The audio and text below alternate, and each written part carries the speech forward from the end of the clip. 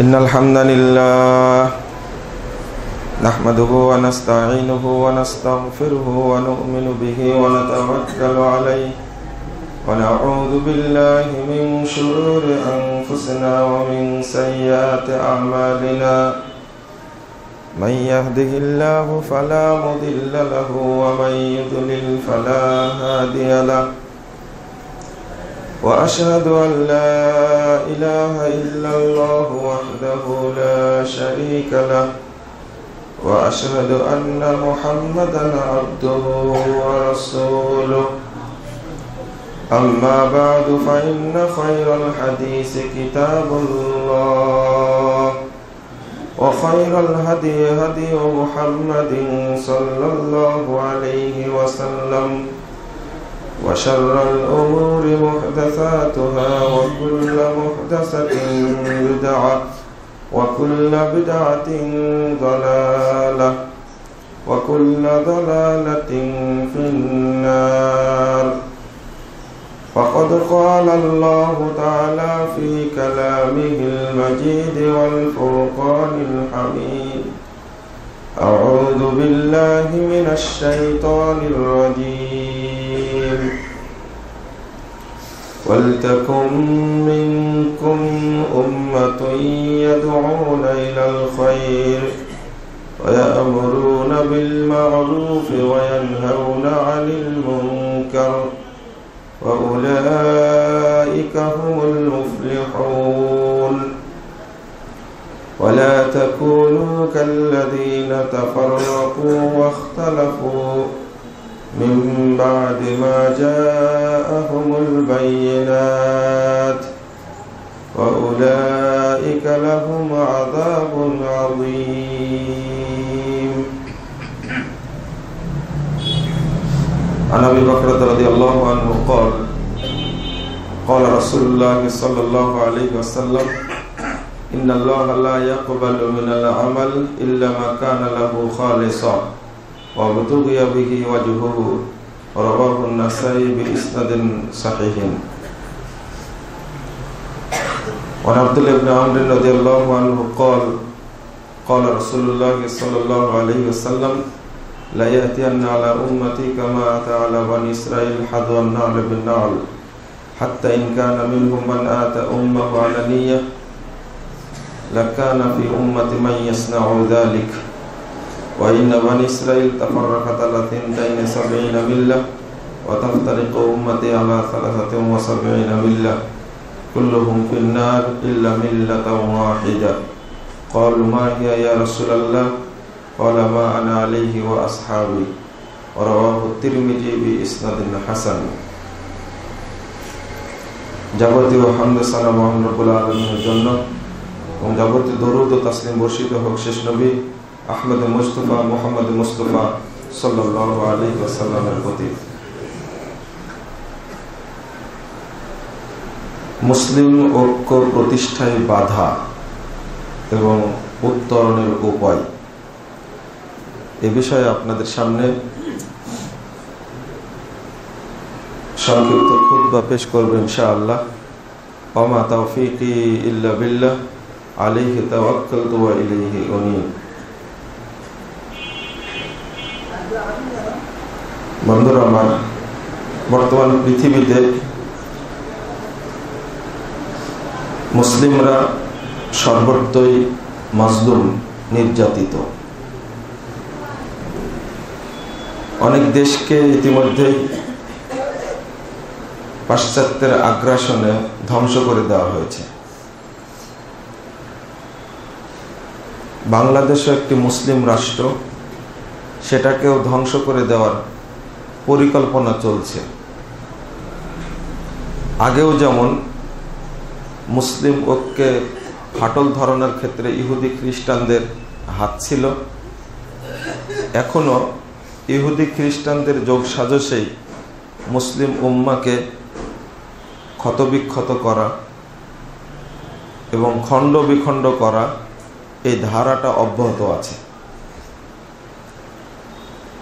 কিন্তু আল্লাহ রাব্বুল আলামিনের দাবি ছিল মুসলিমদের কাছে বিপরীত।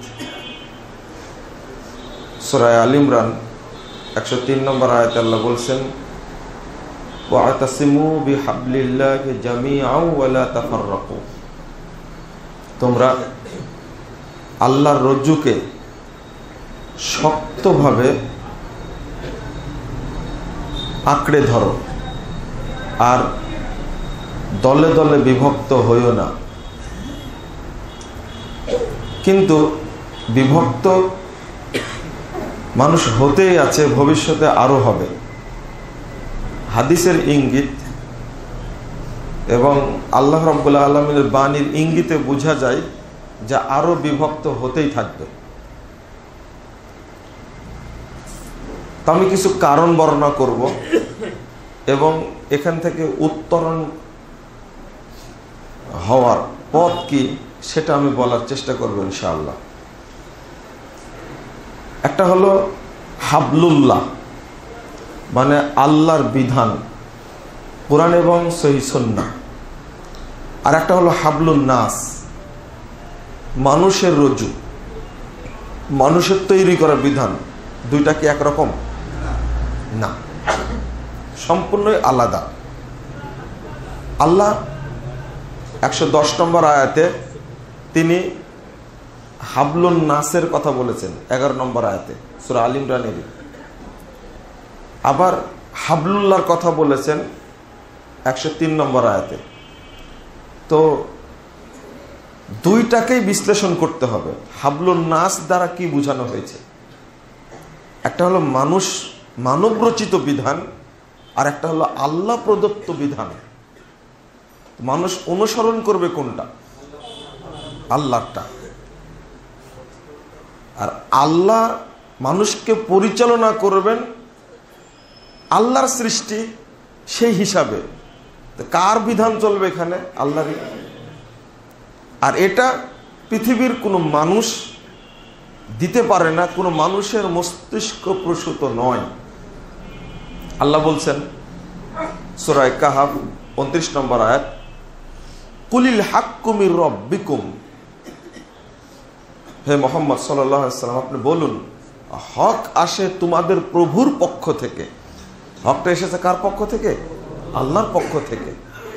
এটা বাংলাদেশের সংসদ সদস্যরা বসে একটা হক প্রতিষ্ঠা করতে পারে না, দিতে পারে না, এ অধিকার নাই।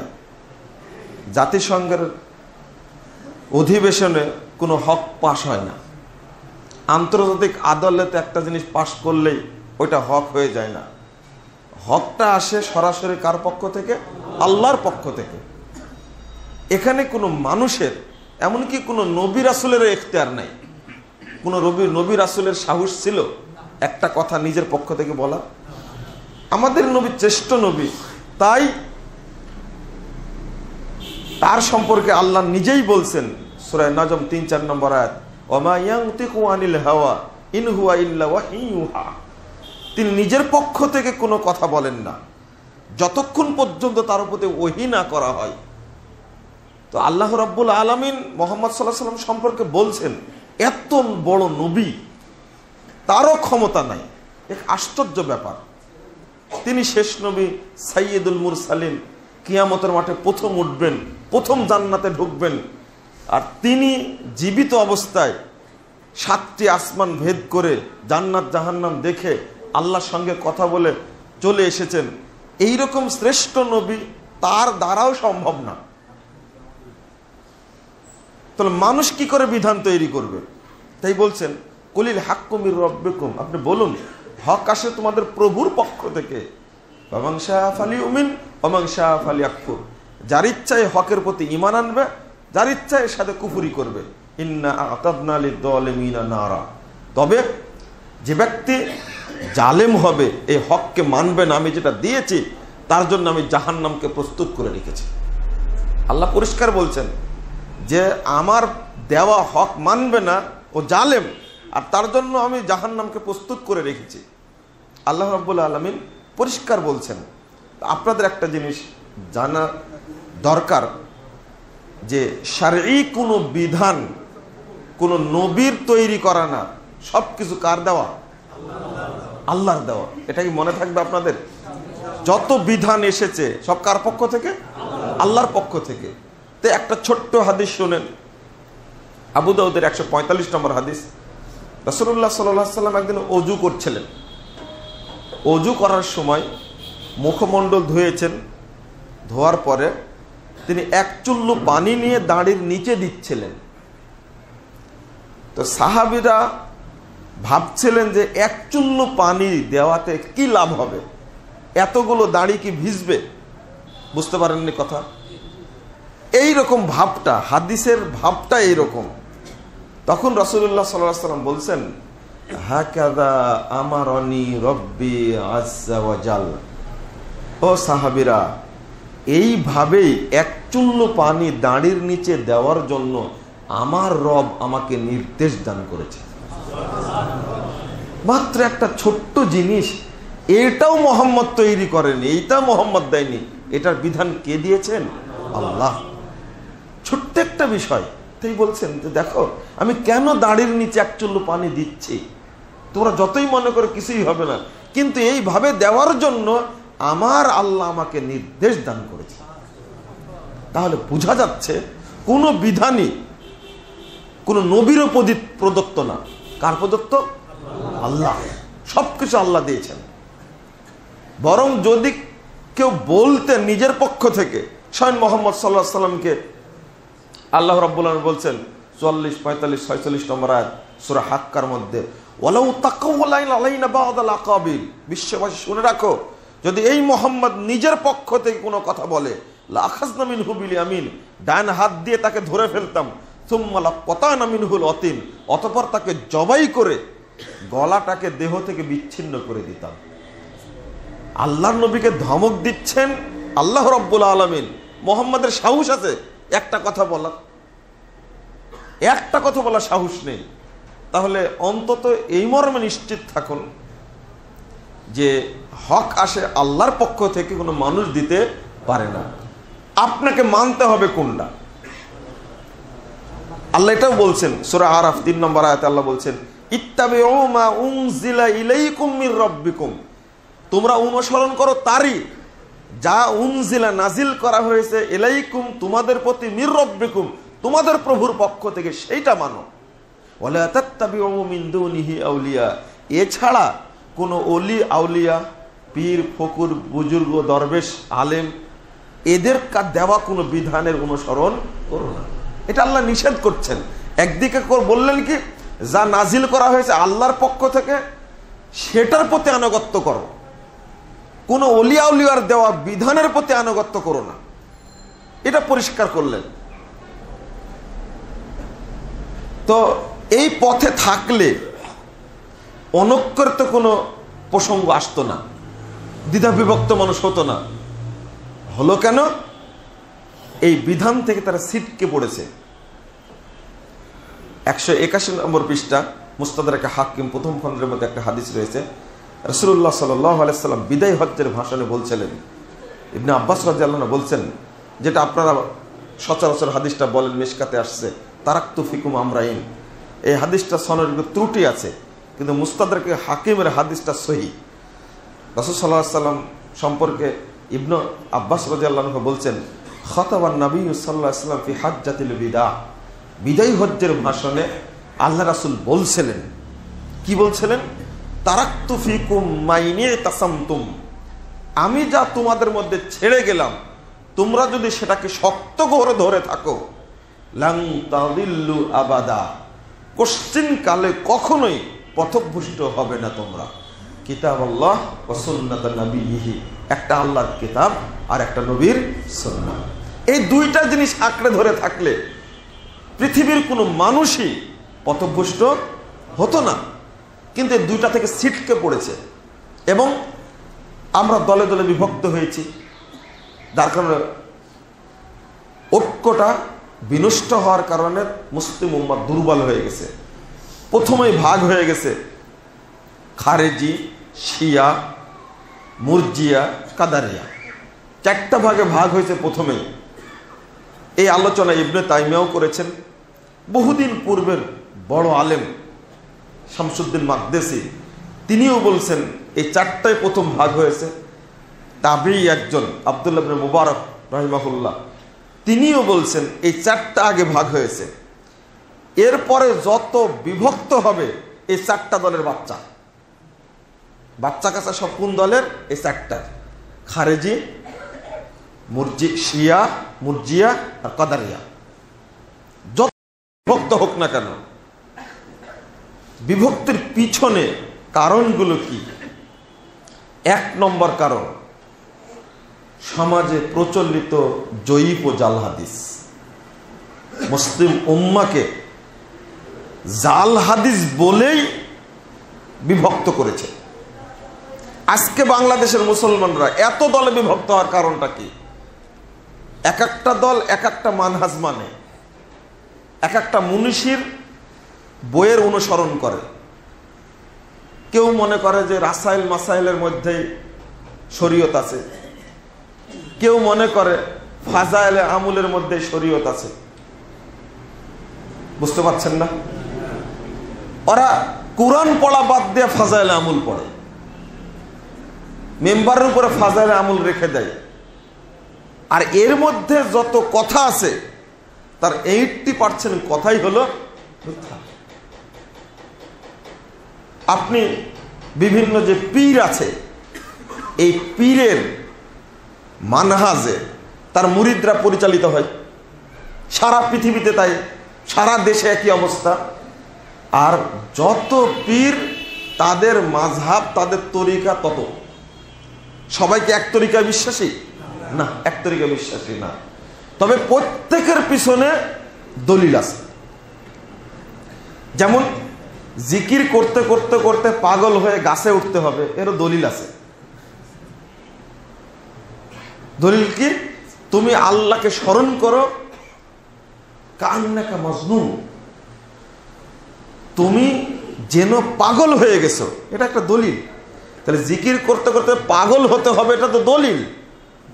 কিন্তু দলিলটা কি? জাল। দলিলটা কি? জাল। দলিল তো আছে। আমি বললাম যে প্রত্যেকের পিছনে দলিল আছে। এখন দলিলটা অপব্যাখ্যাই হোক বা নিজের তৈরি করাই হোক, দলিল তারা খাড়া করেছে।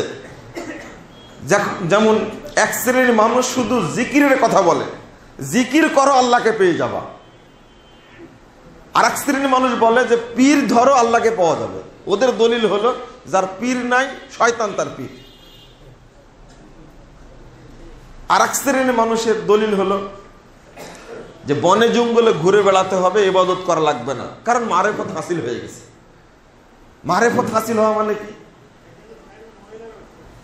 মান আরাফ আল্লাহ বলছে ইয়াকুল বাদু সুফিয়া, সেটা এই আজকের কথা, কতদিন পূর্বে এটা উল্লেখ করেছেন ইবনে হাজাম আন্দালুসি রাহিমাহুল্লাহ কিতাবুল ফাসল ফিল মিলাল ওয়াল আহওয়া নিহাল 3 নম্বর খণ্ডের 143 পৃষ্ঠা।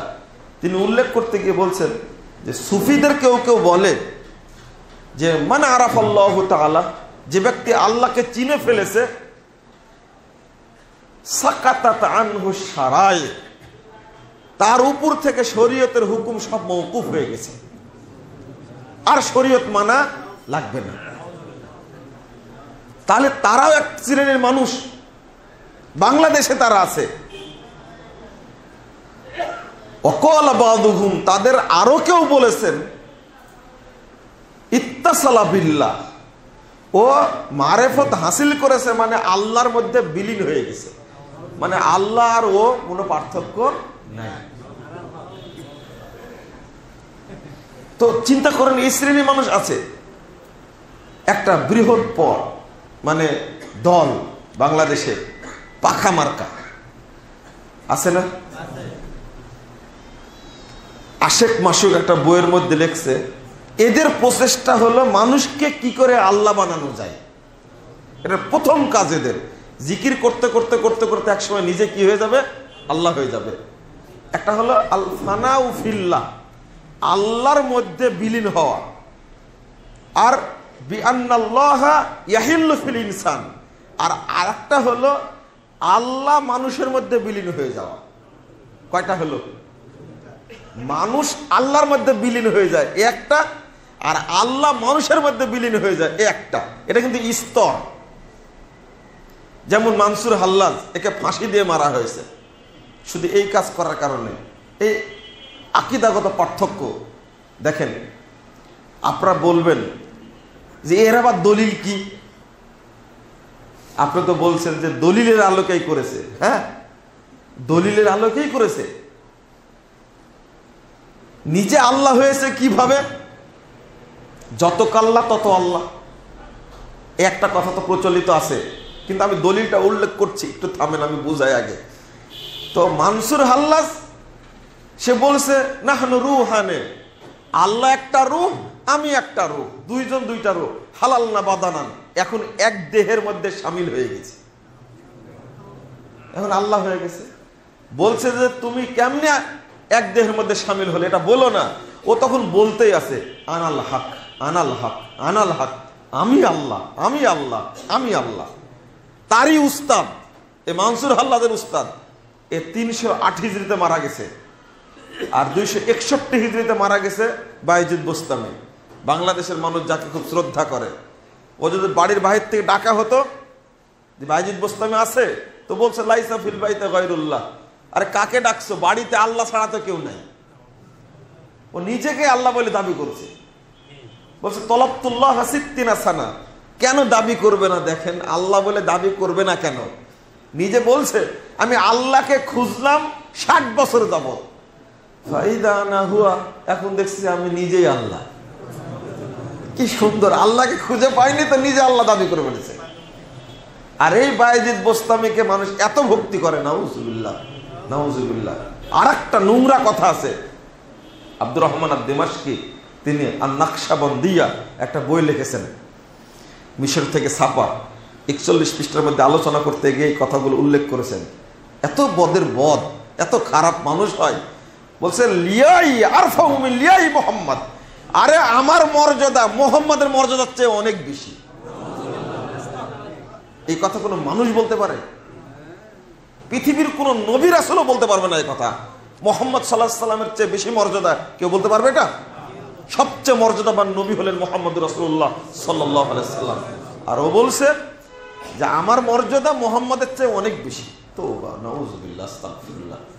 আপনারা ভ্রান্তির বেড়াজাল একামতের দিন এই বইটা ভালো করে পড়বেন, দেখবেন সব তথ্যগুলো দেওয়া আছে। তো এদের দলিলটা কি? দলিলটা হলো একটা জাল হাদিস। জাল হাদিস, আল কলবু বাইতুর রব। আর একটা দলিল হলো কুলুবুল মুমিন আরশুল্লাহ। কাশফুল খাফা 887 889 নম্বর হাদিস, 1887 1889 নম্বর হাদিস উল্লেখ করেছেন সিরিয়ালে। মানে অন্তর রবের ঘর, আর প্রত্যেকটা মানুষের কি আছে? অন্তর আছে। কুলুবুল মুমিন আরশুল্লাহ, মুমিনদের হৃদয় হলো আল্লাহর আরশ। আল্লাহ কোথায় থাকেন? আরশে। এখন যেহেতু আরশে থাকেন, মুমিনদের হৃদয়টাকে, মনটাকে আরশ বানা দিয়েছে। তাহলে প্রত্যেক মানুষের মধ্যে কলব আছে, প্রত্যেক মানুষের মধ্যে কি আছে? আল্লাহ আছে। দলিল, জাল দলিল। আমি আগে ছোট করে কথাগুলো বলে নি, ব্যাখ্যা করতে গিয়ে পরে আবার সময় পাওয়া যাবে না। সেটা হলো 1 নম্বর জয়ীফ জাল হাদিস। 2 নম্বরটা কি? 2 নম্বরটা হলো কোরআন এবং সহিহ হাদিসের ভুল অর্থ, ভুল ব্যাখ্যা, অপব্যাখ্যা। এই একটা কারণে বিভক্ত হয়েছে, তারও উদাহরণ দিব আমি কিছু। 3 নম্বর হলো, সেটা হলো তাকলিদ, অন্ধ গোলামি, জিদ, আসাবিয়াত যাকে বলা হয় আরবিতে, অন্ধ গোলামি, তাকলিদ করা। না, পীর সাহেব যা বলেছেন এর চেয়ে ভালো হতেই পারে না, যতই ভুল হোক না কেন ওটাই মানবে, এটাকে বলে কি? তাকলিদ, অন্ধ অনুসরণ। 3 নম্বরটা হলো, 4 নম্বরটা হলো সংকীর্ণতা। মানুষের মধ্যে যখন সংকীর্ণতা তৈরি হয়, তখন উদারতা সেখান থেকে চলে যায়। আর বেশি না। এই কয়েকটা জিনিস বিশ্লেষণ করলেই আপনার কাছে প্রমাণিত হবে যে আমরা যদি এইগুলো থেকে বিরত থাকতে পারি তো মুসলিম উম্মাহ আবার ঐক্যবদ্ধ হবে ইনশাআল্লাহ। তো প্রথম বললাম প্রত্যেকটি ফেরকার পৃথক পৃথক মানহাজ, কর্মসূচি, মূলনীতি আছে, তার ভিত্তিতে পরিচালিত হয়। সেটা কোরআন হাদিসের সাথে মিলুক আর চাই না মিলুক এটা দেখার বিষয় না। খারেজিদের আলাদা কিতাব আছে, শিয়াদের আলাদা কিতাব আছে। শিয়ারা কিন্তু মুসলমান না, এক বাক্যে মনে রাখবেন আজ থেকে, শিয়ারা মুসলমান না। যারা বলে ইরানে ইসলামের বিপ্লব ঘটেছে তারা যেন মনে করে ইসলামের বিরুদ্ধে বিপ্লব হয়েছে ইরানে। এটা ভালো করে বুঝতে হবে। তাদের শিয়া আকীদা তারা পড়েও না, তারা জানেও না। আজকে মুসলিম উম্মাহ আক্রান্ত এবং শিয়াদের চক্রান্ত এত গভীরে ইয়ামানের মাধ্যমে মধ্য দিয়ে মক্কা মদিনার উপরে আক্রমণ করে শিয়ারা সেটাকে করায়ত্ত করতে চায়। আল্লাহ যেন হেফাজত করে। এটা বিরাট ষড়যন্ত্রের মুখে এখন, কারণ এই ঘটনা কেউ জানে না।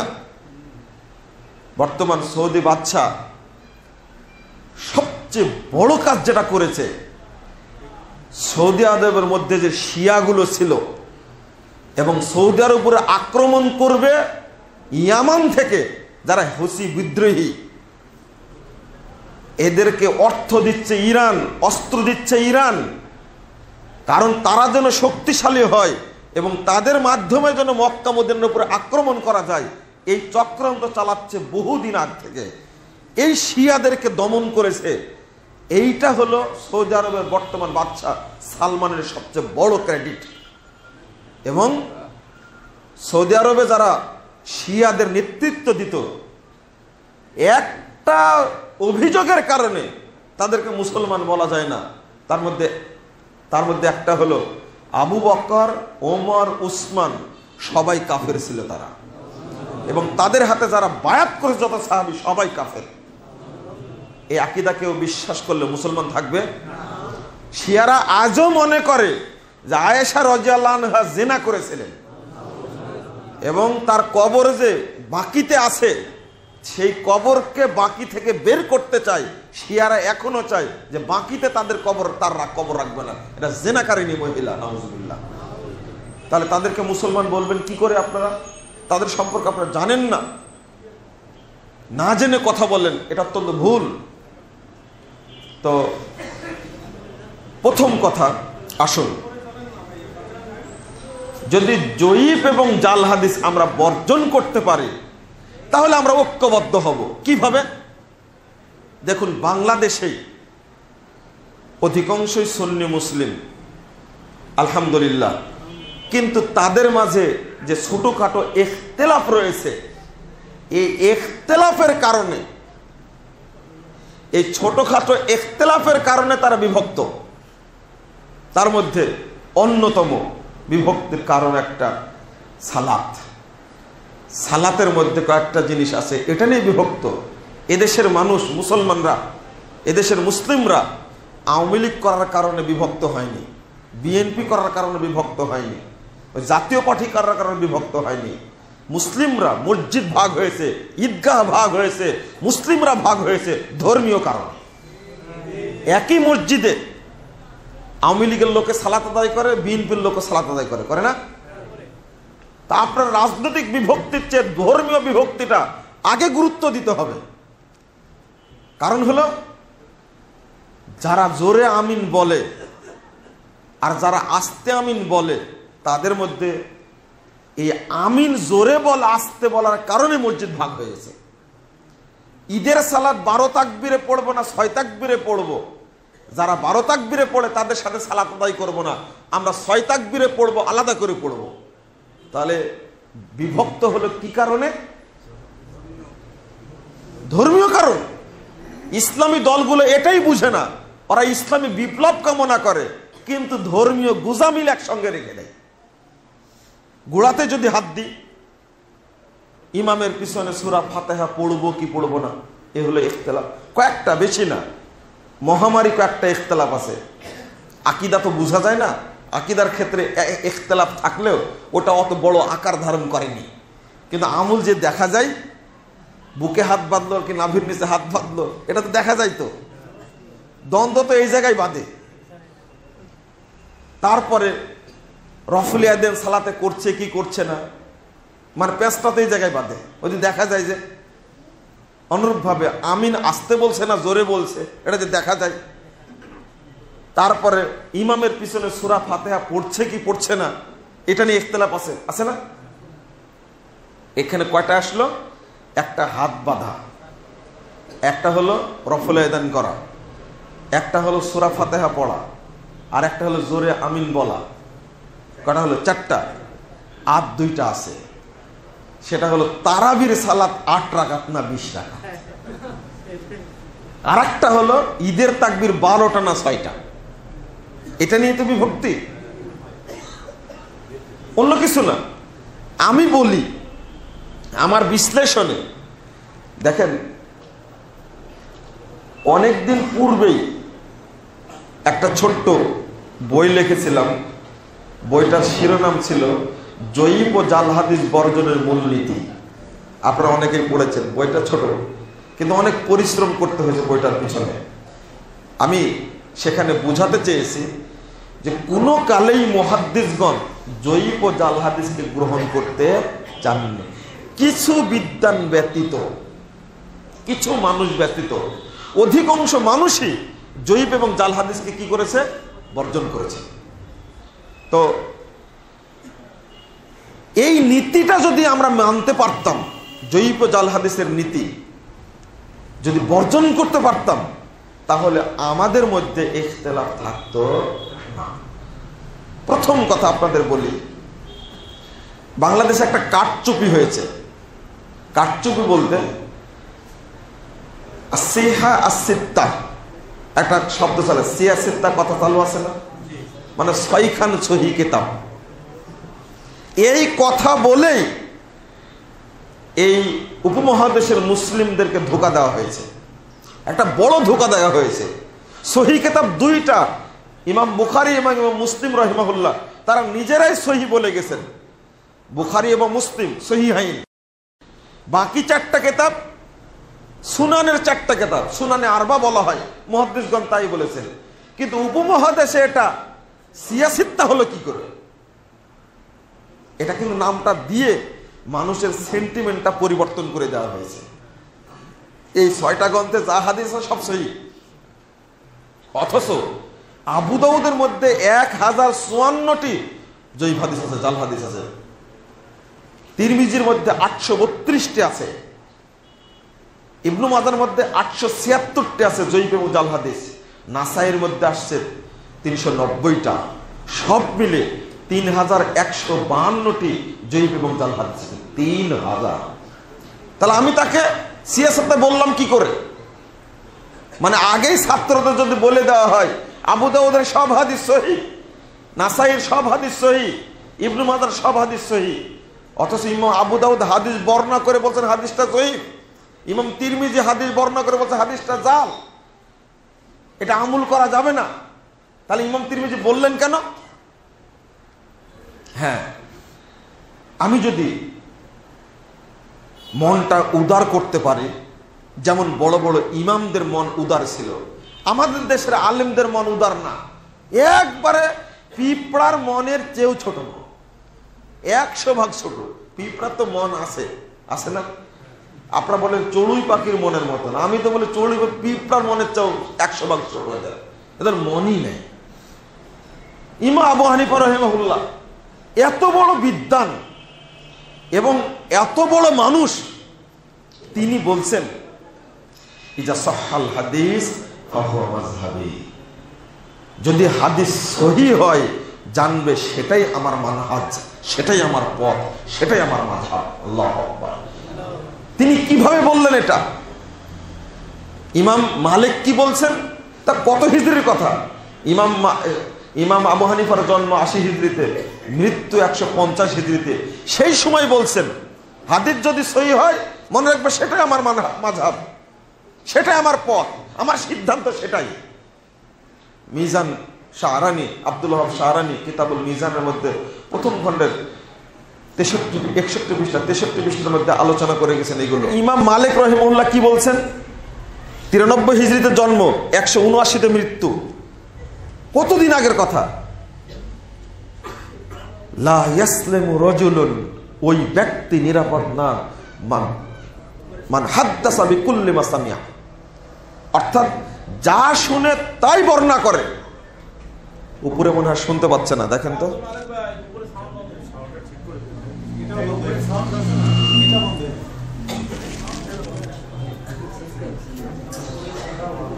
বলছিলাম ইমাম মালিক রাহিমাহুল্লাহ বলছেন ওই ব্যক্তি নিরাপদ না যে ব্যক্তি যা শুনে তাই বর্ণনা করে। দেখেন ইমাম মালিকও বলছেন হাদিস সহিহ হতে হবে, যেটা ইচ্ছা সেটা বর্ণনা করা যাবে না। ইমাম শাফি রাহিমাহুল্লাহ 150 হিজরিতে জন্ম, 204 হিজরিতে মৃত্যু। তিনি বলছেন ইয়াকুলু আহলুস সিকাহ, নির্ভরযোগ্য বিদ্বানগণ, কামা ইব্রাহিম আন-নাখি, যেমন ইব্রাহিম নাখি আছেন, ও আহলুল হাদিস এবং মুহাদ্দিসগণ, লা ইয়াকবালুল হাদিস ইল্লা আন সিকাতিন, তারা মুহাদ্দিসগণ নির্ভরযোগ্য ব্যক্তি ছাড়া কারো কাছ থেকে হাদিস গ্রহণ করতেন না। as-সুন্নাহ ক্বাবলা তাদবিন, এই বর্ণনাটা নিয়ে আসছেন 155 পৃষ্ঠায়। মারিফাতু উলুমিল হাদিস একটা গ্রন্থ ইমাম হাকিমের, 60 পৃষ্ঠার মধ্যে তিনি আলোচনা করতে গিয়ে বলছেন ইমাম আহমদ বিন হাম্বল, তার জন্ম 164 হিজরি, মৃত্যু 241 হিজরি। কতদিন আগে ইমাম আহমদ বিন হাম্বল বলে যাচ্ছেন ইন্নাল আলিমা ইদা লাম ইয়ারিফিস সাহিহা ওয়াস সাকিমা ওয়ান নাসিখা ওয়াল মানসুকা ফালা ইউসাম্মা আলিমান। শোনো, যে আলেম সহি জয়ীফ বুঝে না, নাসিখ মানসুখ বুঝে না, তাকে আলেম বলা যাবে না, ও আলেমই না। ইমাম আহমদ বিন হাম্বল রাহিমাহুল্লাহ বলছেন শ্রেষ্ঠ 4 ইমামেরই ধারা, মূলনীতি, বক্তব্য হলো হাদিস সহিটা গ্রহণ করতে হবে। তো আমরা জয়ীফ হাদিসের মধ্যে নিমজ্জিত হলাম কি করে? এমন কি জাল বানোয়াট, যার প্রমাণে কোনো জাল হাদিসও নাই। আর ভাই হাদিস জাল থাকলে বলবো অমুক কিতাবে আছে হাদিসটা জাল, বা জাল হাদিসের গ্রন্থে আছে। এমন কিছু হাদিস নগদ তৈরি করা হয়েছে, এটা কোনো বইয়ের মধ্যেই নেই। প্রসিদ্ধ প্রসিদ্ধ কিছু আমল আছে, এগুলো তৈরি করলাম কেন? তাদেরই আলোকে। আবার যদি মুহাম্মদুর রাসূলুল্লাহ সাল্লাল্লাহু আলাইহি সাল্লামের কথা বলি, আল্লাহ নবী কি কোনো দুর্বল হাদিস মানতে বলে গেছেন? কোনো জাল হাদিস মানতে বলেছেন? তাহলে এই কথা বললেন কি করে? যদি জাল হাদিস মানাই যাবে তাহলে বললেন কি করে এই কথা? মালাম মাইয়াকুল আলাইয়া মালাম আকুল ফালিয়াতাবাবা মাকাদাহু মিনান নার। কেউ যদি এমন কথা বলে যে কথা আমি মুহাম্মদ বলিনি, সেজন্য তার স্থান জাহান্নামে করে নেয়, তাহলে এই হাদিস কেন বললেন? সহিহ বুখারী 21 পৃষ্ঠা খুলুন। আল্লাহ রাসূল বলেন লা তাকযিব আলাইয়া, আমার উপরে মিথ্যাচার করো না। মানিল্লাযী ইয়াকযিবু আলাইয়া ইয়ালিজিন নার, যে আমার উপরে মিথ্যাচার করবে সেই জাহান্নামে যাবে। এটা বললেন কেন তাহলে? মুহাদ্দিস যায়েদ ইবনে আসলাম একটা শক্ত কথা বলেছেন। কিতাবুল মাওযুআত একটা বই, আবু তাহির পাট্টানি, মোহাম্মদ তাহির পাট্টানির 7 নম্বর পৃষ্ঠায় কথাটা রয়েছে, মান আমিলা বি খাবারিন সাহহা আন্নাহু কিজ ফাহুয়া মিন খাদামি শাইতান। যে ব্যক্তি জাল হাদিসের উপরে আমল করে, যেটা প্রমাণিত হয়েছে না হাদিসটা জাল, তবুও যদি আমল করে ও শয়তানের ইবাদত করলো। তাহলে জাল হাদিসের উপর আমল করা যাবে না, এটাই চূড়ান্ত। জয়ীফ এবং জাল হাদিস যদি বর্জন করি তাহলে দ্বন্দ্ব থাকে না। যেমন আমাদের মধ্যে কেন দ্বন্দ্ব থাকবে যে আমি রফুল আয়াদিন সালাতে করব না করব না? একটু মুহাদ্দিসগণের নিরিখে একটু দেখি আমরা, এটাই প্রথম যদি বিশ্লেষণ করি।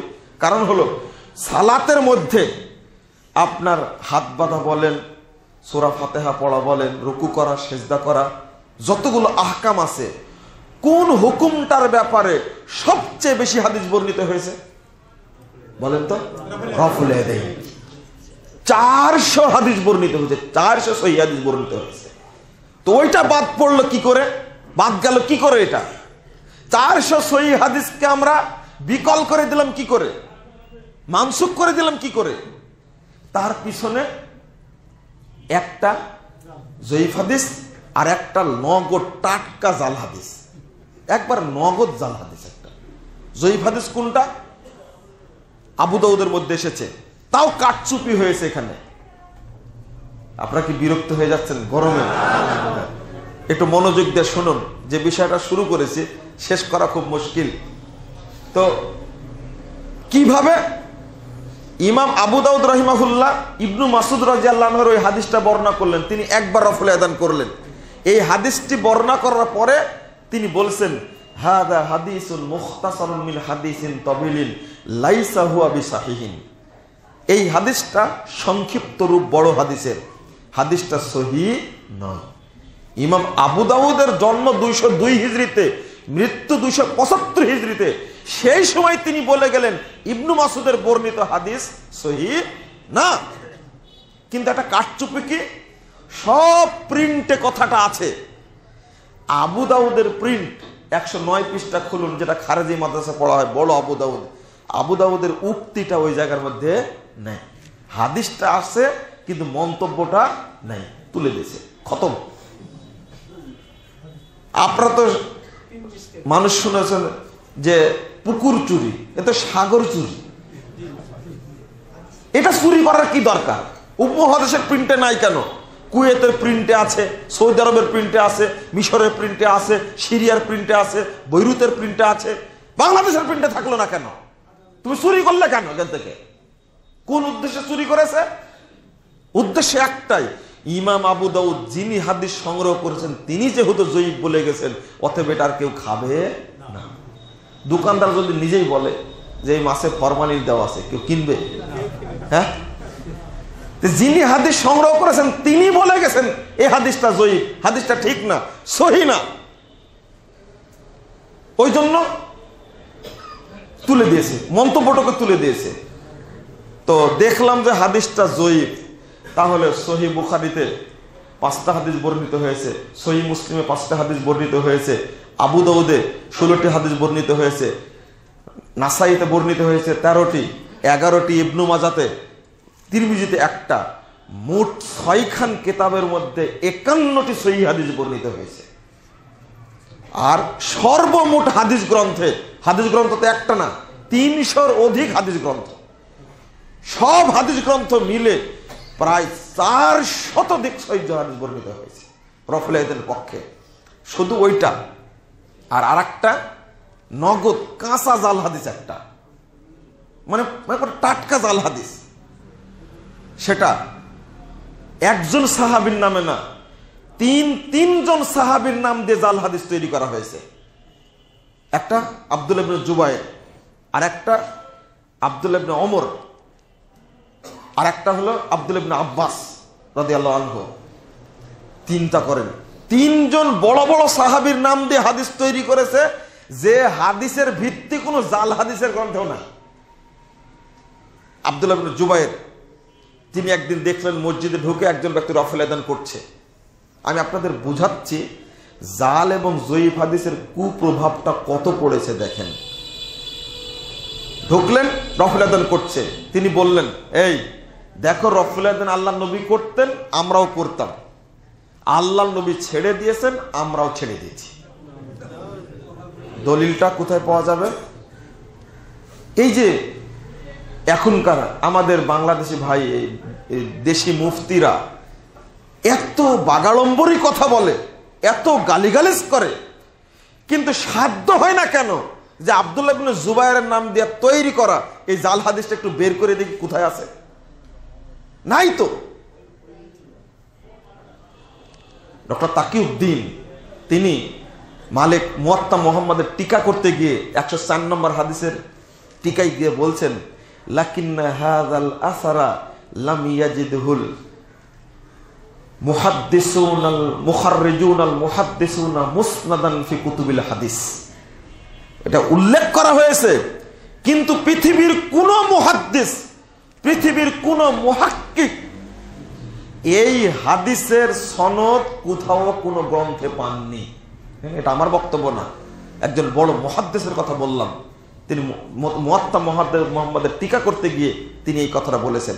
এবার আপনি চিন্তা করুন, একটু ভেবে দেখুন, তাহলে আমি এই হাদিসটা তৈরি করলাম কেন?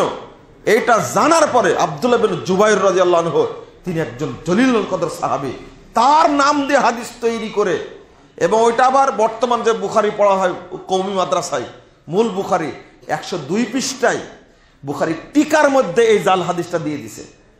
আবার এই হাদিসটা হেদায়ের মধ্যে উল্লেখ করেছে 111 পৃষ্ঠায়। হেদায়ে আবার সাপোর্ট করেছে। কি বলে সাপোর্ট করেছে? হেদায়ে সাপোর্ট করেছে কি বলে জানেন? ওয়াল্লাযী ইউরা মিনার রফি মাহমুলুন আল ইবতিদা কাযা নুকিলা আন ইবনে জুবাইর। রফুল আদম সম্পর্কে যেটা বর্ণিত হয়েছে, এটা মনে হচ্ছে এটা পূর্বে চালু ছিল, পরে এটা কি হয়ে গেছে? মানসুখ হয়ে গেছে। হেদায়ে নিজে বলছে এই কথাটা, সাপোর্ট করলো না। তাহলে কি সর্বনাশটা করেছে? খুতবার টাইমে সবগুলো বিশ্লেষণ করার উপায় নাই। আপনাকে আরো বলতাম, আমি নামটা বলেই দিয়েছি, যে হাদিস জাল করা হয়েছে আব্দুল্লাহ ইবনে জুবাইরের পক্ষ থেকে, আব্দুল্লাহ ইবনে আব্বাসের পক্ষ থেকে। একটা টাটকা হাদিস জাল করেছে, শুনবেন। টাটকা হাদিস বলতে তার কোনো ভিত্তি নাই, কোন গ্রন্থে যে আছে তাও পাওয়া যায় না। আরে ভাই, আমি আপনাদের বুঝাতে পারছি না। মনে করেন আমি বললাম ইখতিলাফু আসহাবি রহমাতুল্লাকুম, আমার সাহাবীদের মধ্যে ইখতিলাফ তোমাদের জন্য রহমত স্বরূপ, একটা হাদিস। আমি বলবো যে হাদিসটা জাল, তো হাদিসটা জাল, জাল হাদিসের কিতাবে আছে। আমি বলছি কিতাবুল মাওজুআত ৭০ পৃষ্ঠা খুলে দেখবেন, হাদিসটা পাবেন। হাদিসটা জাল, মানে জাল হাদিসের কিতাবের মধ্যে আছে। কিন্তু যে হাদিসগুলো বলতেছি আমি, এ জাল হাদিসের কিতাবেও নাই। এবার কি বুঝেছেন আপনারা? মানে নগদ তৈরি করা। ইবনে আব্বাস রাদিয়াল্লাহু আনহু বলছেন যে 10 জন সাহাবী জান্নাতের সার্টিফিকেট পেয়েছিলেন, ওই 10 জন আর কেউ রফল আযান করতেন না। টাটকা জাল হাদিস। দেখেন, চিন্তা করেন, এইগুলো যদি প্রচার করা হয়, নামাজ শিক্ষা বই যারা লেখে এরা অধিকাংশ মূর্খ মানুষ।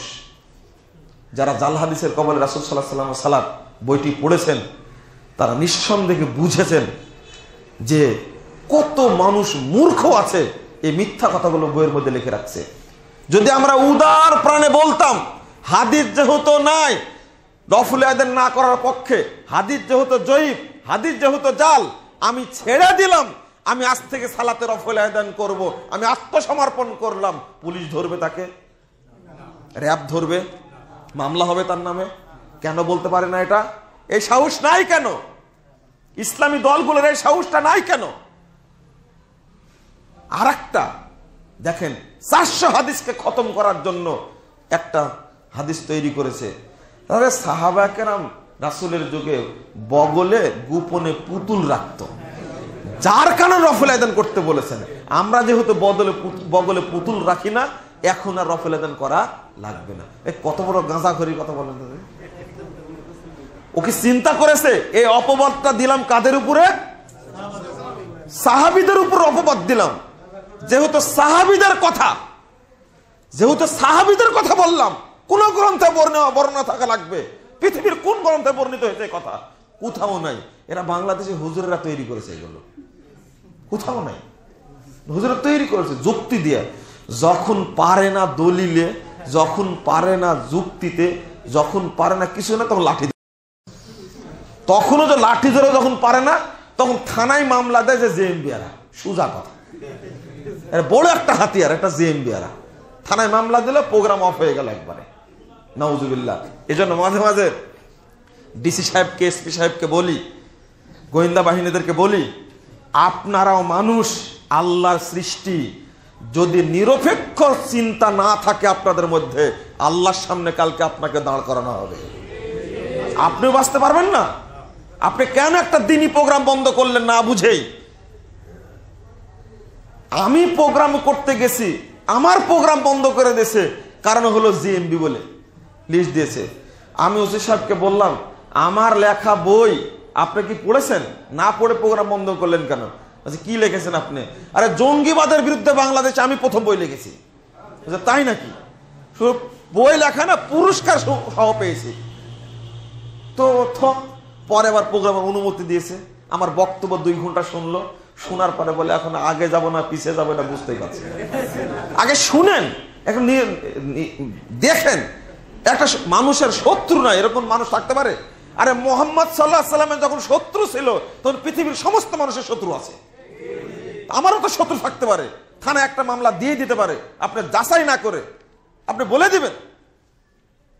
বন্ধুরা আমার, ঠিক আপনি জোরে আমিন বলার ক্ষেত্রে নিরপেক্ষ দৃষ্টি নিয়ে আপনি তিরমিজিটা খুলেন, তিরমিজির মধ্যে প্রকাশ সে স্পষ্ট বর্ণিত হয়েছে যে ইমাম তিরমিজি 2টা হাদিস নিয়ে আসছেন। জোরে আমিন বলার হাদিসও নিয়ে আসছেন, আস্তে আমিন বলার হাদিসও নিয়ে আসছেন। নিয়ে এসে তিনি নিজে সমাধান দিচ্ছেন। জোরে আমিন বলার হাদিস বর্ণিত হয়েছে আবু সুফিয়ান থেকে, আর শুবা থেকে বর্ণিত হয়েছে আস্তে আমিন বলা। তিনি বলছেন সামিতু মুহাম্মাদান, 57 এবং 58 পৃষ্ঠা খুলেন তিরমিজির। আমি ইমাম বুখারীকে বলতে শুনেছি হাদিস সুফিয়ান আসাহু মিন হাদিসে শুবা। আরে সুফিয়ানের হাদিসটা শুবার হাদিসের চেয়ে অনেক অনেক গুণ সহি। কারণ আখতা শুবা মামাদিয়া, কারণ শুবা হাদিসে কয়েক জায়গায় ভুল করেছে, তার মধ্যে এক জায়গায় ভুল করেছে।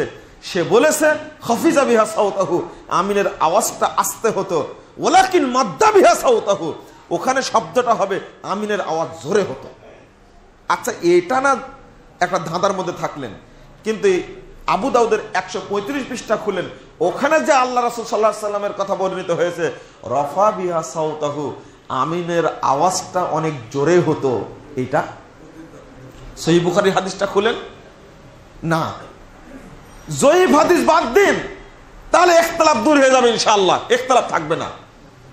আপনি সূরা ফাতিহা ইমামের পিছনে পড়া যাবে না মর্মে দাবি করছেন, কিন্তু হাদিসগুলি যদি বলি আপনাদের কাছে, আপনারা আশ্চর্য হয়ে যাবেন, এই হাদিস কোনো মুসলমান তৈরি করেনি। যে ব্যক্তি সূরা ফাতিহা ইমামের পিছনে পড়ে, একটা হাদিস মুসান্নাফ আব্দুর রাজ্জাক 1831, 32, 33 বর্ণিত হয়েছে। তো বলছেন যে ব্যক্তি সূরা ফাতিহা ইমামের পিছনে পড়বে তার মুখে মাটি মারো। যে ব্যক্তি ইমামের পিছনে কেরাত পড়বে তার মুখে পাথর মারো। যে ব্যক্তি ইমামের পিছনে সূরা ফাতিহা পড়বে তার মুখে মানে আগুনের অঙ্গার মারো। এত মারার পরেও তাও তৃপ্তি হয়নি, আবার বলছে যে ব্যক্তি ইমামের পিছনে সূরা ফাতিহা পড়বে তার মুখে মদের বোতল মারো। এবার বলেন তো, আপনারা বলেন, এই হাদিসগুলো যারা তৈরি করে তারা মুসলমান? এই সমস্ত হাদিসের ভাষা কি এরকম হতে পারে? তাহলে এইগুলোর জন্যই মুসলিম উম্মাহ বিভক্ত। বাংলাদেশে বিভক্ত থাকবে কেন? সবাই আমরা ঐক্যবদ্ধভাবে সালাত আদায় করব, কোনো সমস্যাই নাই। আমি আর আগাচ্ছি না এই বিষয়ে, সময়ও পেরিয়ে যাচ্ছে আস্তে আস্তে।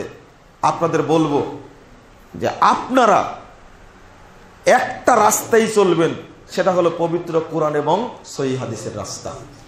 এই রাস্তাতে দলিল ভিত্তিক আমল করবেন।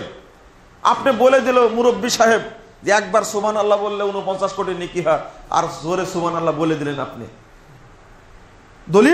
দলিল নাই। আপনি দলিল দ্বারা অনুসরণ করুন। সহিহ মুসলিমের প্রথম খণ্ডের 118 পৃষ্ঠায় বর্ণিত হয়েছে রাসূল সাল্লাল্লাহু আলাইহি ওয়াসাল্লাম বলেন, কেউ যদি একবার সুবহানাল্লাহ বলে 7টি আসমানে যত জায়গা আছে, 7টি জমিনে যত জায়গা আছে, সমস্ত জায়গার নেকিতে পূর্ণ হয়ে যাবে। সহিহ হাদিসটা বলি আমরা, সহিহ হাদিস প্রচার করি। ফাজায়েলে জিকিরের মধ্যে 101 পৃষ্ঠার মধ্যে উল্লেখ করা হয়েছে, কেউ যদি লা ইলাহা ইল্লাল্লাহ একবার পড়ে তাহলে ওই ব্যক্তির 50 বছরের পাপ ক্ষমা হয়ে যাবে। তা আল্লাহ নবীকে প্রশ্ন করা হলো যে যদি তার 50 বছরের পাপ না থাকে তো তার পিতা মাতার 50 বছরের পাপ ক্ষমা হয়ে যাবে। তার পিতা মাতার যদি 50 বছর না পাপ না থাকে, যে পৃথিবীতে যত মুসলমান আছে সবার 50 বছর পাপ মাফ হয়ে যাবে।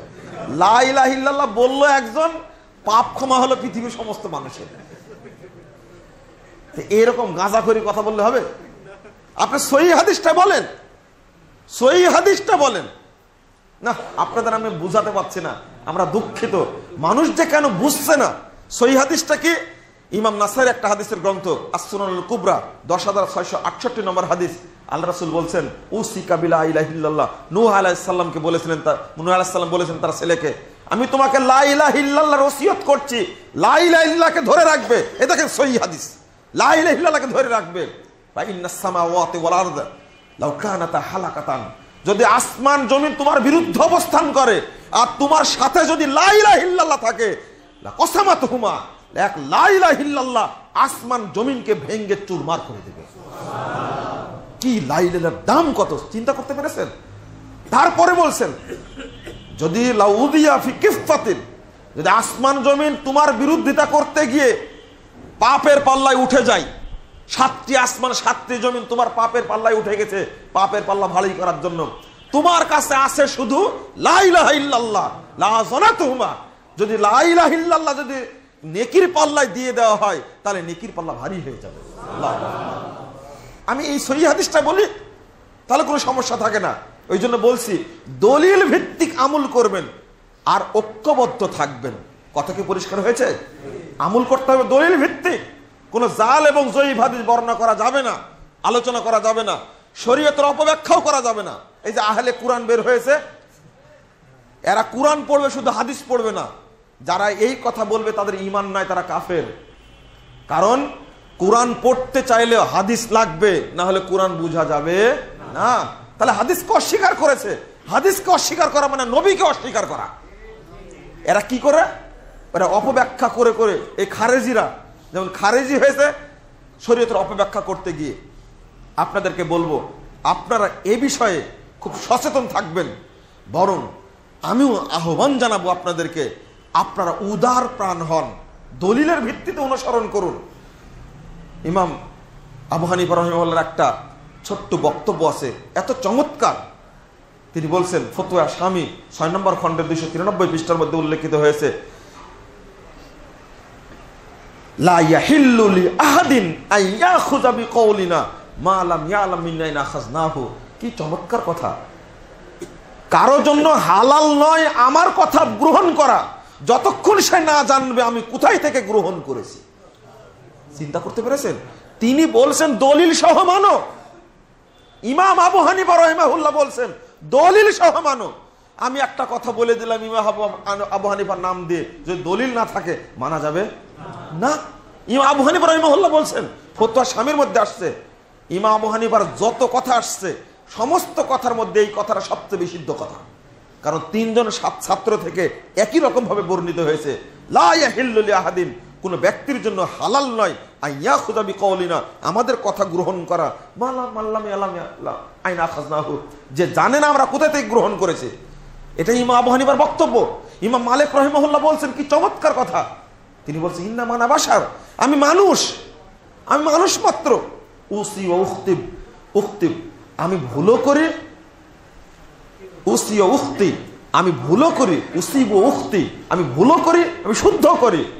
ফাইদা আফাকা ফানদুরু কওলি ফাইদা আফাকা বিল কিতাবি ওয়াস সুন্নাহ ফাখুযুহু, আমার কথার দিকে লক্ষ্য রাখো, যদি আমার কথা কুরআন হাদিসের সাথে মিলে যায় তাহলে গ্রহণ করো, ওয়া ইল্লাম ইউআফিকহুমা, যদি কোরআন হাদিসের সাথে না মিলে ফাতরুকুহু, আমার কথাকে ছেড়ে দাও, আমার কথাকে বর্জন করো।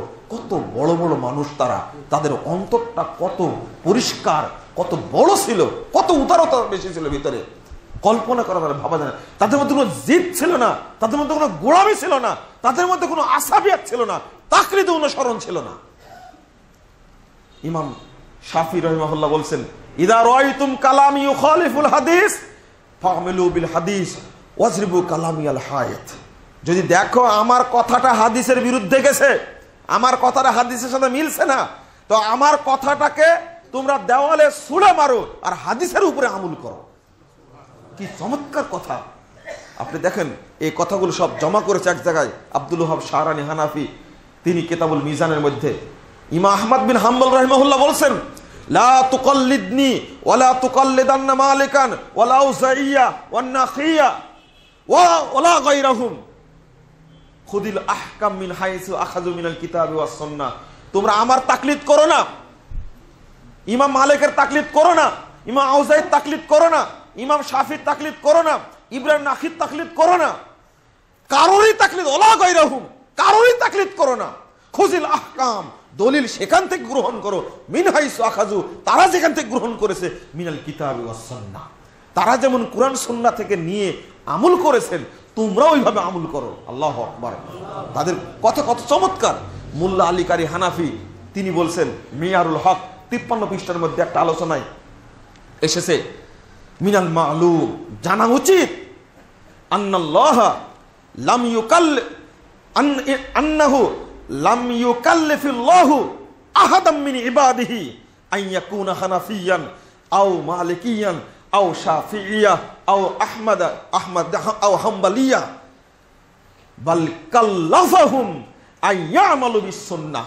মোল্লা আলী কারি হানাফি এত বড় বিদ্বান, তিনি বলছেন আল্লাহ তার কোনো বান্দাকে বাধ্য করেননি তুমি হানাফি হও, তুমি শাফি হও, তুমি মালিকি হও, তুমি হাম্বলি হও, বরং আল্লাহ বাধ্য করেছেন তোমরা সুন্নাতের প্রতি আমল করো। কি চমৎকার কথা! আমরা কোথায় ভুলে গেলাম এগুলো? বন্ধুরা আমার, বক্তব্যের শেষে এসে আপনাদের কাছে বলতে চাইব, আপনারা একবারে ফ্রেশ মনে স্রেফ কুরআন এবং সহিহ হাদিস মেনে চলবেন, কোনো জঞ্জালের মধ্যে ঢুকবেন না। কথা মনে থাকবে? কারণ কালকে কিয়ামতের মাঠে ইমাম হওয়ার দরকার কে? রাসূল মুহাম্মদ সাল্লাল্লাহু আলাইহি সাল্লাম। যদি অন্য কোনো বুজুর্গ ইমাম হন, কোনো দরবেশ ইমাম হন, তাহলে জান্নাতে যাওয়ার কোনো পথ থাকবে? কোনো পথ থাকবে না। সাবধান। আজকে কার অনুসরণ করছেন আপনি তাকে চিন্তা করুন। পীর বলেন, বুজুর্গ বলেন, দরবেশ বলেন, ওলি বলেন, আলেম বলেন, খতিব বলেন, বক্তা বলেন, যেটাই বলেন না কেন, আল্লাহ রাব্বুল আলামিন বলছেন ইয়াউমা নাদু কুল্লা উনাসিন বিইমামিহিম, আগামীকাল কিয়ামতের মাঠে আমি আল্লাহ প্রত্যেক ব্যক্তি তার ইমাম সহ ডাকবো, ইমাম সহ ডাকবো, প্রত্যেকের ইমাম থাকবে। ইমাম ইবনে কাসির রাহিমাহুল্লাহ এই আয়াতের ব্যাখ্যা দিতে বলছেন, মান ইসরাঈল 71 নম্বর আয়াতের ব্যাখ্যা দিতে বলছেন হাদা আকবারু শারাফুল লি আসহাবিল হাদিস লিআন্না ইমামাহুমুন নবী সাল্লাল্লাহু আলাইহি সাল্লাম। এই আয়াতের মধ্যে সবচেয়ে বেশি মর্যাদা আছে আহলে হাদিসদের জন্য, কারণ কাল কিয়ামতের মাঠে তাদের ইমাম হবেন স্বয়ং মুহাম্মদ সাল্লাল্লাহু আলাইহি সাল্লাম। আলহামদুলিল্লাহ, আল্লাহ কত বড় শুকরিয়া, একজন বিদ্বান এত বড় কথা বলেছেন। ইমাম খতিব বাগদাদি তিনি বলছেন কুল্লু ফিয়াতিন তাতাহাইয়াদু ইলা আরা ওয়া তাস্তাহসিনু রায়ন ওয়া তাকিফু আলাই। পৃথিবীতে যত ফেরকা, যত দল, যত মতবাদ আছে সবগুলোই ডাকে বিভিন্ন রায়ের দিকে, তার উপরে প্রতিষ্ঠিত থাকে সেওয়াই আসহাবিল হাদিস। কিন্তু আহলে হাদিসগণ ছাড়া, আহলে হাদিসগণ ছাড়া মানে না কেন? ফাইনাল কিতাবা উদ্দাতুহুম, কারণ হলো তাদের মূল হাতিয়ার হলো আল্লাহর কিতাব আল কোরআন। ওয়াস সুন্নাতু হুজ্জাতুহুম, রাসূলের সুন্নাহ হলো তাদের মূল দলিল। ওয়ার রাসূলা ফিয়াতুহুম, রাসূল মুহাম্মদ হলেন স্বয়ং দলনেতা তাদের। আলহামদুলিল্লাহ, আলহামদুলিল্লাহ। যদি নবী মুহাম্মদ সাল্লাল্লাহু আলাইহি ওয়াসাল্লাম নেতা না হন কিয়ামতের মাঠে, কোনো বুজুর্গ যদি হয়, কোনো পীর যদি হয়, আলেম যদি হয়, বাঁচার কোনো পথ থাকবে না।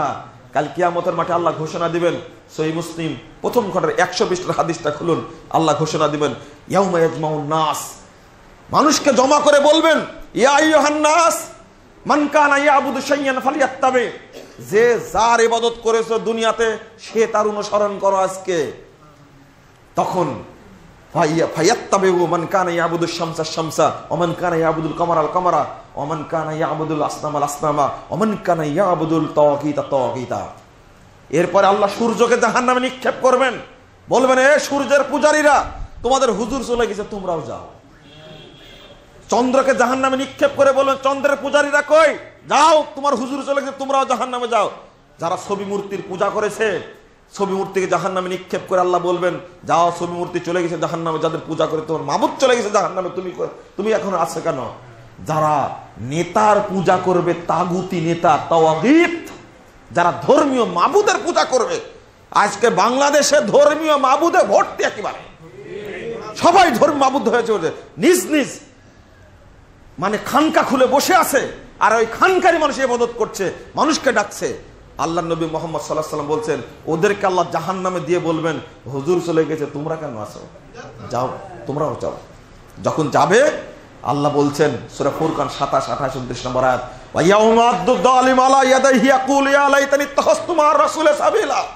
আক্ষেপ করে বলবে, দুই হাতের আঙ্গুল কামড়া বলবে, হায় আক্ষেপ, যদি মুহাম্মদ সাল্লাল্লাহু আলাইহি ওয়াসাল্লামের আনুগত্য করতাম কতই না ভালো হতো। আক্ষেপ করে বলবে, ইয়া ওয়াইলাতা লাইতানি লাম আত্তাখিজ ফুলানান খলিলা, হায় আক্ষেপ, যদি অমুক ব্যক্তির অনুসরণ না করতাম, পূজা না করতাম কতই না ভালো হতো। এবার এখন বলছে বাবা, এখন বলছে কি বাবা, পীর বাবা, আর তখন বলবে শয়তান। কুরআনেরই আয়াত, আল্লাহ বলছেন ও লাকাদ আযাল্লানি আনি যিকরি বাদা ইজ্জানি ওয়া কানা শাইতানু লিল ইনসানি খাযুলা। বলছে এই ব্যক্তি আমাকে পথভ্রষ্ট করেছে, কোরআন হাদিস মানতে দেয়নি। সাহাবীরা কোরআন হাদিসের যে ব্যাখ্যা করেছে ওই ব্যাখ্যা করেনি, নিজের মতো ব্যাখ্যা করেছে। ওর কাছে কোরআন হাদিস গেছিল, আমাকে পথভ্রষ্ট করেছে। ও কানা শাইতানু লিল ইনসানি খাযুলা, শয়তান মানুষের জন্য কত বড় খারাপি, কত বড় ভয়ঙ্কর, নিজেই বলছে। এবার শয়তান আমার সাথে পড়তো এক বেয়াকুব, ওর পীরের নাম দিয়েছে বাবা। আমার সেটা কোন বাবা? এটা আমার পীর বাবা। তোর বাবার না, তোর বাবা কয়টা? তোর বাবা একটা, তো এই বাবার না, ওর নাম বাবা হয়েছে। কোন তুই কোন কয় বাবার সন্তান? যে এক বাবার সন্তান। তখন আমাকে বলছে আপনি এগুলো প্রশ্ন করেন, রাত্রিতে মরে যাবেন আপনি। বেয়াকুব কোথাকার, মৌতের মালিক হলো আল্লাহ। তুই তোর বাপকে বাবা না বলে মৃত্যু পীরকে বাবা বলছিস, তোর লজ্জা শরম করা উচিত না? পরের দিন আবার দেখা হয়েছে, আপনার কিছু হয়নি। কি হবে, তোর বাবা কি করবে? সহ্য করা যায়? বলছে বাবা, কিয়ামতের মাঠে কি বলবে? শয়তান বলবে, এই শয়তানই আমাকে পথভ্রষ্ট করেছে, সাবধান। আল্লাহ বলছেন 66, 67, 68 নম্বর আয়াত সূরা আহজাব, ইয়াউমা তুকাল্লাবু ওয়ুজুহুম ফিন-নার, যখন এই ভক্তদেরকে, অনুসারীদেরকে জাহান্নামে ফেলা হবে মুখের উপরে ভর করে। ইয়াকুলুনা ইয়া লাইতানা আতানা আল্লাহ ওয়া আতানা রাসূলা, আক্ষেপ, হায় আক্ষেপ, যদি আল্লাহ বা আল্লাহর নবীর আনুগত্য করতাম কতই না ভালো হতো। আর বলবে রব্বানা ইন্না আতানা সাদাতানা ওয়া কুবরানা ফাআদাল্লুনা সাবিলা, আল্লাহ আমরা আমাদের বড় বড় নেতাদের আনুগত্য করেছিলাম, আকাবিরদের আনুগত্য করেছিলাম, ফাআদাল্লুনা সাবিলা, তারা আমাদেরকে পথভ্রষ্ট করেছে। নিজে সাক্ষী দিবে, এভাবে জাহান্নামে পড়বে, নিজে সাক্ষী দিবে। তাহলে আনুগত্য করতে হবে একমাত্র ব্যক্তি মুহাম্মদুর রাসূলুল্লাহ সাল্লাল্লাহু আলাইহি ওয়াসাল্লামের। তিনি আমাদের ইমাম, কাল কিয়ামতের মাঠে তারই সাথে আমরা জান্নাতে যাব ইনশাআল্লাহ। আপনাদের এটাই আমি অনুরোধ করব, আপনারা কোনো পথে জঞ্জালের মধ্যে যাবেন না, কখনোই কোনো জঞ্জালের মধ্যে যাবেন না। জঞ্জালে ভর্তি, ফেরকাবন্দিতে ভর্তি, গুড়টা হক পথটা চিনাই খুব কঠিন হয়ে গেছে। আমি আপনাদের অনুরোধ করব, এই যশোর শহরে আলহামদুলিল্লাহ যে বিপ্লব ঘটে গেছে সহি দাওয়াতের, আলহামদুলিল্লাহ, আল্লাহ শুকরিয়া। সর্বত্র গালিগালাজ করছে, গালিগালাজ করুক আপনাকে, আপনার দাওয়াতি কাজ চালিয়ে যাবেন ইনশাআল্লাহ। এখন তো আপনাদের বড় একটা হাতিয়ার হয়ে গেছে। আমরা নতুন একটা বই বের করেছি, প্রশ্নোত্তর আরকানুল ইসলাম। প্রত্যেক পরিবার রাখতে হবে 1330টা প্রশ্নোত্তর আছে, সেখানে দলিল সহ। আলহামদুলিল্লাহ ওইটা থাকলে সালাত সম্পর্কে, ওযু সম্পর্কে, তারপরে জাকাত সম্পর্কে, আকীদা সম্পর্কে, সিয়াম সম্পর্কে, হজ সম্পর্কে কোনো মুফতির কাছে যাওয়া লাগবে না। আপনি প্রশ্ন উত্তর পড়ে সমাধান দিতে পারবেন। আর যে বেশি কথা বললো ওকে এক কপি হাদিয়া দিবেন, যে তুই পড়ে দেখিস, আর কিছু না। যেমন আপনারা মোবাইলে বক্তব্য দিয়ে দেন না, ওই শেয়ারিটের মাধ্যমে, এখন থেকে এই কাজ করবেন আপনারা। আলহামদুলিল্লাহ যশোরের কিছু ভাই যারা দ্বীনি কাজে খুবই অগ্রগামী, আমি তাদের জন্য অন্তর খোলা দোয়া করি, আল্লাহ রাব্বুল আলামিন তাদেরকে জান্নাতুল ফেরদাউসের সদস্য হিসেবে কবুল করে নিন, আল্লাহুম্মা আমিন। আপনারা এই যশোরের জাগরণ তৈরি হয়েছে, এই জাগরণকে ধরে রাখতে হবে। যে যে অঞ্চলে আছেন সেই অঞ্চলে আপনারা ইনশাআল্লাহ দাওয়াতি কাজ করবেন। আর খেয়াল রাখবেন, এটা খুব সচেতন থাকবেন। আমাদেরকে বিপদে ফেলার জন্য এক শ্রেণীর লোক আছে যারা চেষ্টা করছে আমাদের দাওয়াতকে তারা বন্ধ করে দেবে, গলা টিপে হত্যা করবে। জেএমবি বলে এরা যেন বক্তব্য দিতে না পারে, প্রোগ্রামের অনুমতি যেন না দেয়, এই সমস্ত কথা বলে প্রোগ্রাম বন্ধ করার চেষ্টা করছে। আপনারা দাওয়াতি কাজ চালিয়ে যাবেন, এই ষড়যন্ত্রের কোনো কাজে আসবে না ইনশাআল্লাহ। আজকে গতকালকে খবর এসেছে যে এখন থেকে পাকিস্তানকে শাসন করবে ভারত, একটা কথা বলা হয়েছে। একদিকে লিবিয়াকে শেষ করে দেওয়া হয়েছে, একদিকে সিরিয়াকে শেষ করা হচ্ছে, মিশরকে শেষ করা হচ্ছে, আফগানিস্তান তো গেছে, ইরাক তো গেছেই। কারা শেষ করছে? ইহুদি খ্রিস্টানদের চক্রান্তের কারণে। আজকে যে বাংলাদেশে চরমপন্থা জঙ্গিবাদ চলছে, এই জঙ্গিবাদও কিন্তু ইহুদি খ্রিস্টানদের ফসল। এটা রাসূল সাল্লাল্লাহু আলাইহি ওয়াসাল্লামের যুগে ইহুদিদের যোগ সাজরে তৈরি হয়েছিল, তারাই উমর উসমান আলীকে হত্যা করেছে। আজকে তাদেরই বংশধররা ইহুদি খ্রিস্টানরা বাংলাদেশের মতো এই রাষ্ট্রটাকে জঙ্গি রাষ্ট্র প্রমাণ করার জন্য আপ্রাণ চেষ্টা করছে। এই চেষ্টা কোনোদিন সফল হবে না, ইনশাআল্লাহ ইনশাআল্লাহ সফল হবে না। আহলে হাদিসরা চিরদিন সমাজ সংস্কারের কাজ করে গেছে, এখনো করছে, ভবিষ্যতে করবে ইনশাআল্লাহ। আমি আপনাদের অনুরোধ করব, আপনারা ঐক্যবদ্ধ থাকবেন, থেকে দাওয়াতি কাজ করবেন, তাহলে আপনাদের পিছনে কেউ লাগতে পারবে না। ব্রিটিশ বিরোধী আন্দোলনের সময় বলেছিলেন ডক্টর ইকবাল, বাতানে শুয়াব কাবাইল কো তুড়ো, রসুমে খুন কে সালাসিল কো তুড়ো, এহি দিনে মুহকাম এহি ফাতেহবাব কে দুনিয়া মে তাওহীদ হবে হিজাব। যত দলীয় বিভক্তি আছে ভেঙে চুরমার করে দাও, যত রসম রেওয়াজ নিয়ে দ্বন্দ্ব আছে দ্বন্দ্ব একবারে ভুলে যাও, চুরমার করে দাও।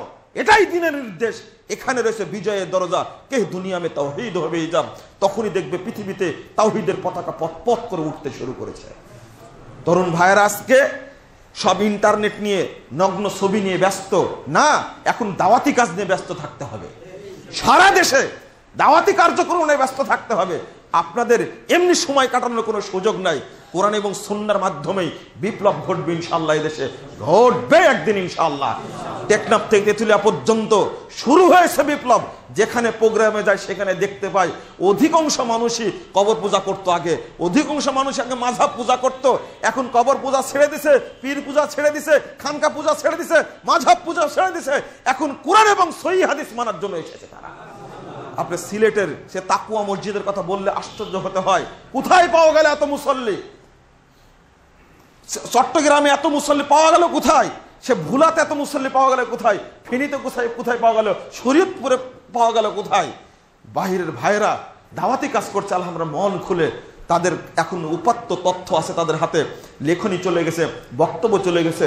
আলহামদুলিল্লাহ আলহামদুলিল্লাহ, আল্লাহর শুকরিয়া। তবে বেশি এই ক্ষেত্রে অবদান আমাদের যতটা না অবদান, তার চেয়ে বেশি অবদান আপনাদের। যারা আপনারা ছোট ছোট বইগুলো নিয়ে একবার সমাজের ভিতরে চলে যান, ওই গ্রামে চলে যান যেখানে আমরা যেতে পারি না। আর একটা বড় অবদান, যারা সৌদি আরবে থাকে যে সমস্ত ভাইরা, তারা এই দেশে আসে, শেখ উসাইমিন রহিমাল্লাহর বই নিয়ে আসে, শেখ বিন বাজের বই নিয়ে আসে, শেখ আলবানির বই নিয়ে এসে তারা ছড়িয়ে দেয়। আর একটা হলো হাজী সাহেবরা, তারা ওখানে গিয়ে সচককে দেখে, বইপত্র নিয়ে এসে আকীদা ছড়িয়ে দিচ্ছে চারিদিকে। সবারই অবদান আছে। আল্লাহ তুমি এই বাংলাদেশকে নির্ভেজাল তাওহীদের দেশ হিসাবে কবুল করো। আমি দেশের বাহিরে গিয়ে মানুষকে, দায়ীদেরকে, যারা কাজ করতে যায়, সারাদিন কাজ করে, অল্প একটু টাইম শুক্রবারের দিন বা আমাদের প্রোগ্রামে উপস্থিত হয়, তাদেরকে বলি আপনারা দেশে গিয়ে যেভাবে কাজ করেন এই কাজটা অব্যাহত থাকবে, আপনারা অব্যাহত রাখবেন যেন কাজ বন্ধ না হয়। অচিরেই আর 5টা বছর সময় নেন, 5টা বছর সময় দেন, ইনশাআল্লাহ বাংলাদেশের প্রত্যেকটি অঞ্চলে, প্রত্যেকটি ঘরে ঘরে কোরআন এবং সহিহ হাদিসের বাণী পৌঁছে যাবে ইনশাআল্লাহ। আল্লাহ তুমি কবুল করো, আল্লাহুম্মা আমিন। আপনাদের আমি আন্তরিক মুবারকবাদ জানাচ্ছি। অনেক দূর থেকে আপনারা খুতবা শুনতে এসেছেন এবং অনেক কষ্ট করেছেন। এই কষ্টের বিনিময়ে আল্লাহ আমাদেরকে জান্নাতুল ফেরদাউসে উচ্চ স্থান দান করুন, আমিন। আকুলু কওলি হাযা আস্তাগফিরুল্লাহ লি ওয়া লাকুম ওয়া লিসাইরিল মুসলিমিন।